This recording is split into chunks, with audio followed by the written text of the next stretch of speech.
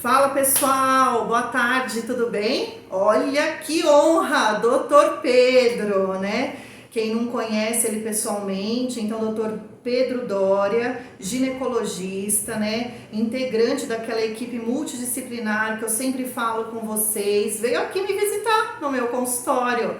Para quê? Para tirar suas dúvidas, para a gente falar do Março Amarelo, mês de prevenção sobre endometriose. Então a gente vai conversar um pouquinho, falar dos sintomas, tirar as principais dúvidas. Vocês que mandaram as perguntas no direct, eu anotei. Então tá tudo, a gente vai esclarecer para você não ter dúvida e saber quando procurar o especialista, né? Então obrigada, Pedro. Fico muito feliz de você estar aqui no consultório. Vamos falar um pouquinho com ele. Então, Pedro, explica um pouquinho pra gente sobre a sua especialidade, sobre o que é endometriose, os principais sintomas. Vamos lá. Olá pessoal, obrigado Van pelo convite. Imagina. É uma honra estar aqui divulgando e compartilhando algumas informações com vocês. Eu sou médico ginecologista de formação, acabei me especializando em videolaparoscopia e cirurgia robótica e consequentemente lido muito com endometriose. Então a endometriose, doença que está na moda agora, ela é uma doença inflamatória que acomete cerca de 10% de todas as mulheres em idade reprodutiva. Bastante, 10% é um número considerável. Os principais sintomas dessas pacientes são cólica menstrual intensa, uma dor importante na menstruação, dor na relação sexual, tá? Essa paciente pode ter dor fora do período menstrual, que se chama dor intermenstrual, não só na menstruação, mas também fora do período menstrual.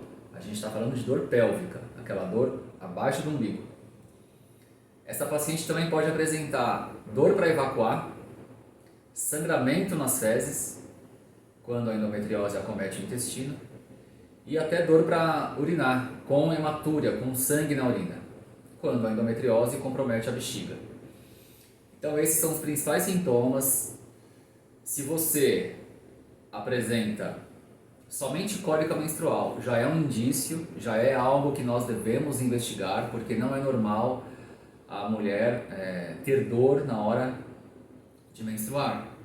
Não é normal a mulher sentir fortes cólicas menstruais. Então, apenas um sintoma já é um indicativo, já é uma informação para que a gente inicie essa investigação e faça um correto rastreamento de endometriose para entender a causa dessa dor pélvica na paciente. E é super importante, né, Pedro, a gente falar isso, porque às vezes vem você no consultório e às vezes esquece que tá com uma dor mais crônica e aquela situação, né? Eu vou deixando porque acho que tá normal, o mês que vem talvez essa cólica passa. Então, a função hoje é justamente trazer para você essa informação que se você tá com cólica, se você tá com essa dor que o Dr. Pedro acabou de falar, uma dor pélvica. O que é a dor pélvica? É a dor abaixo do umbigo, né, que está incomodando.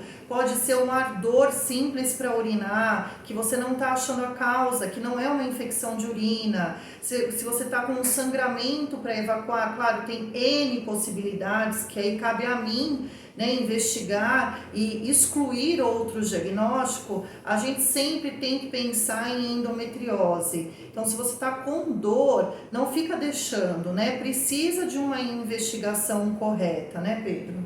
Exato. E algo que eu ouço com bastante frequência no consultório.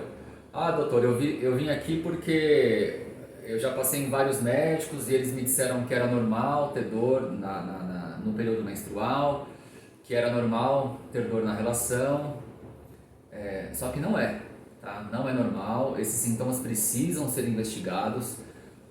É difícil o diagnóstico de endometriose, não é fácil, por isso que é importante você, se você apresenta um ou mais desses sintomas, passar em algum especialista, que é alguém que tem mais experiência com endometriose, para de fato investigar a fundo essa doença. A suspeita começa, primeiro, com a anamnese, a conversa do paciente com a gente, na consulta. Segundo, exame físico. O exame físico é importantíssimo, um exame físico ginecológico, direcionado, nos diz muito sobre a possível presença da endometriose. E terceiro, os exames de imagem, que tem que ser exames direcionados para a pesquisa da endometriose. Que são super importantes, né? Então, para você que não entende o que é a endometriose, né? Então, o Dr. Pedro vai explicar um pouquinho que é uma doença inflamatória, que pode acometer todo o abdômen. Então, explica pra gente como é que esse endométrio que está dentro do útero acaba saindo e acometendo os outros órgãos, né? Que por isso essa importância da equipe multidisciplinar, né? Às vezes não há necessidade, só o ginecologista consegue fazer esse tratamento. Mas e quando acomete o sistema urinário, quando acomete o sistema digestivo, que o principal local de acometimento é o intestino? Então, Pedro, explica pra gente esse processo inflamatório que a endometriose acomete. Exato. Uma das causas que explica o aparecimento da endometriose é a paciente que apresenta a tal daquela menstruação retrógrada. O que é isso? A paciente menstrua, né, o sangue sai via vaginal, mas o sangue também volta pelas trompas uterinas e cai na cavidade abdominal. Tá? Então cai um pouco de sangue ali na cavidade abdominal, na cavidade pélvica. Esse sangue tem células do endométrio. E aquela paciente que já tem a predisposição genética, isso é importante, não é toda mulher que desenvolve isso.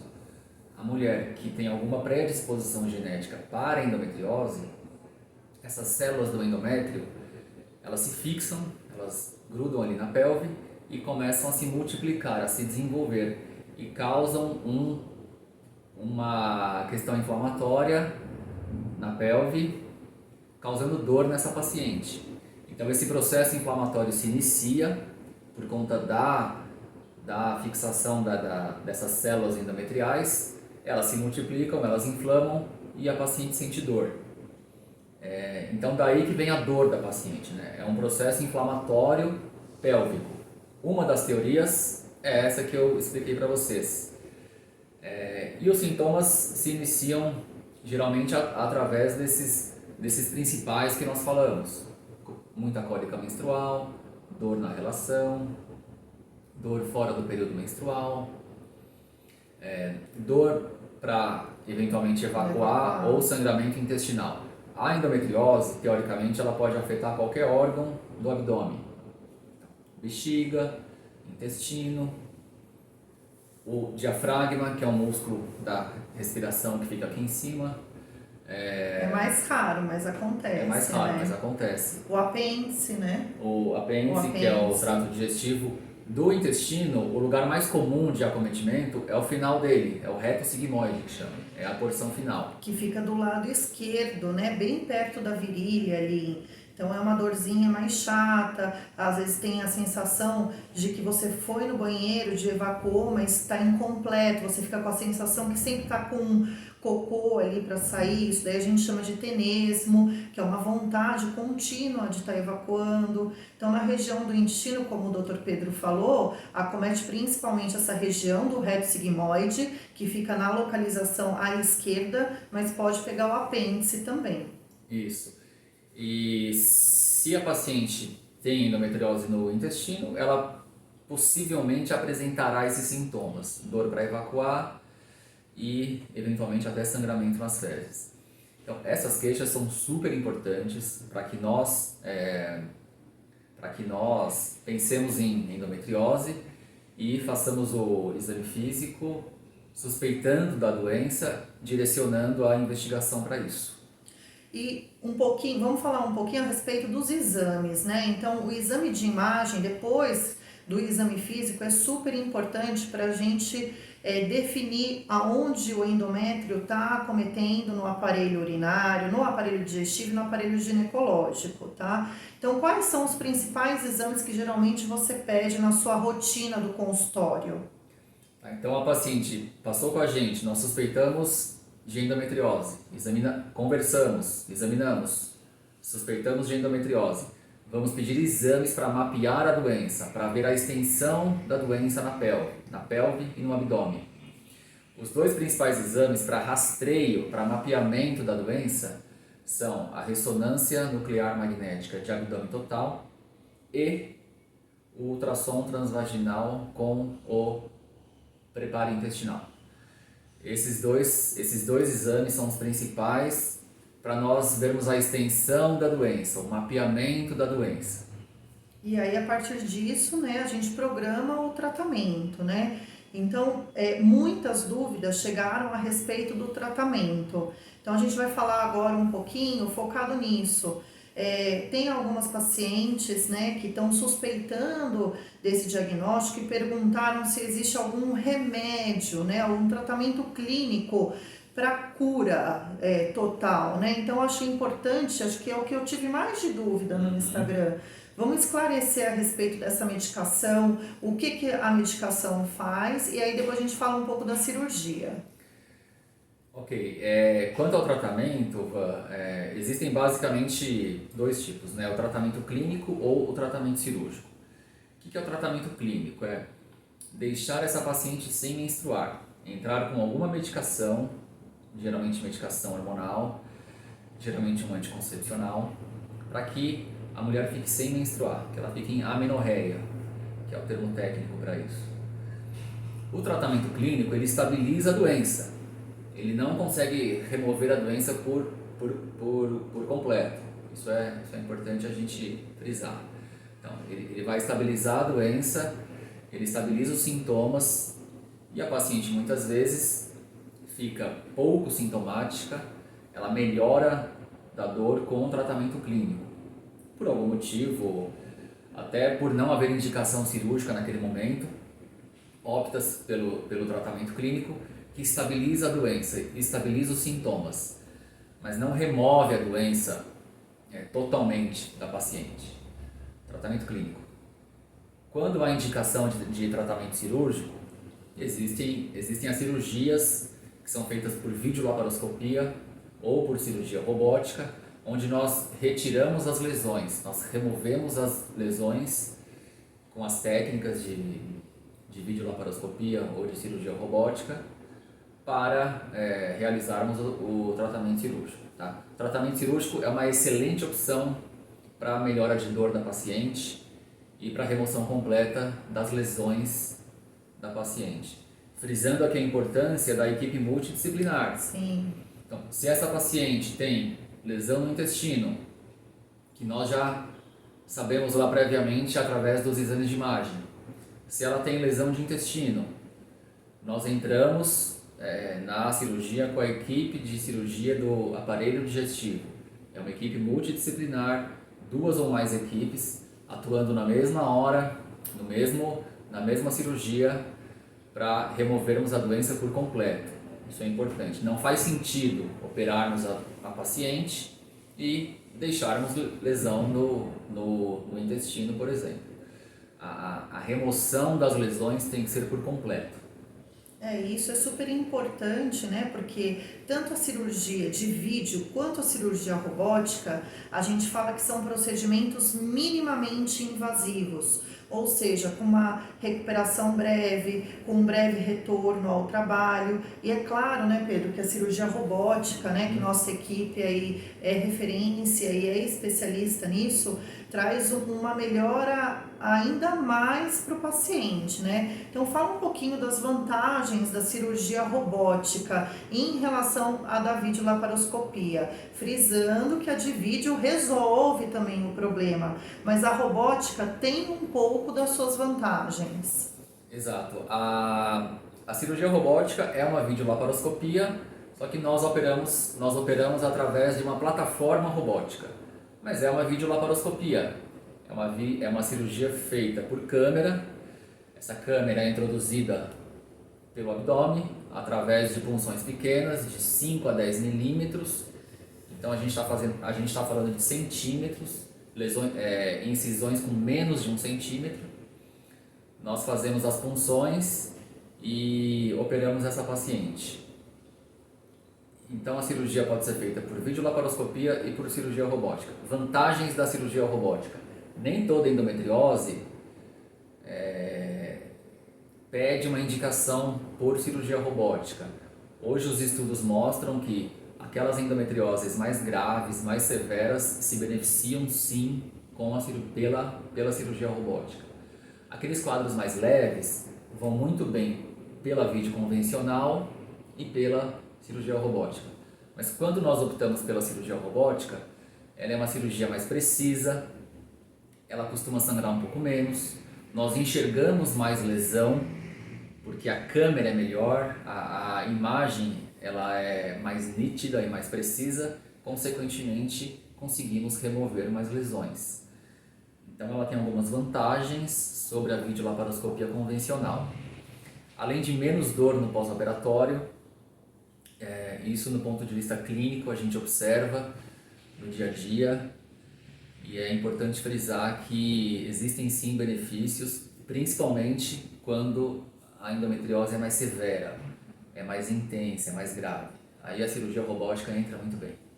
E aí, qual que é a média, né? Também tive essa pergunta, a média de internação. Varia de 1 a 2 dias, dependendo do que é feito.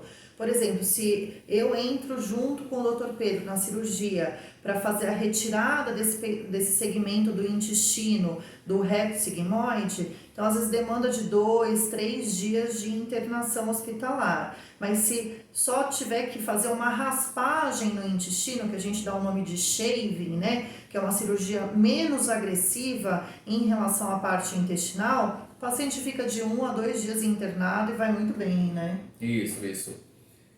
Se essa paciente só tiver doenças da parte ginecológica, geralmente é um dia só de internação.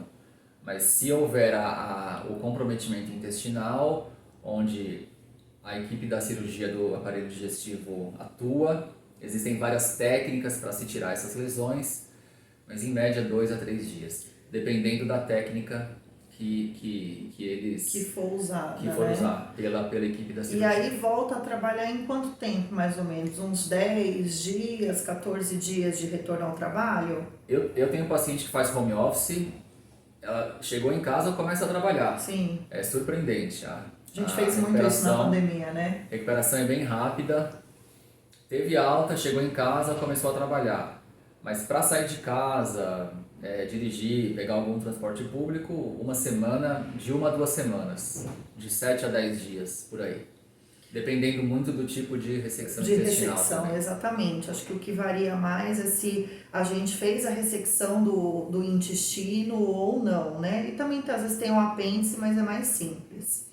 Quer acrescentar alguma coisa? Falamos de tudo? Acho que demos um apanhado geral, né? Então, sintomas, quando suspeitar, o que é, como que a doença aparece, né? Lembrando que ela tem mais de uma teoria, é uma doença complexa, difícil, não existe uma só teoria que explique o aparecimento da endometriose.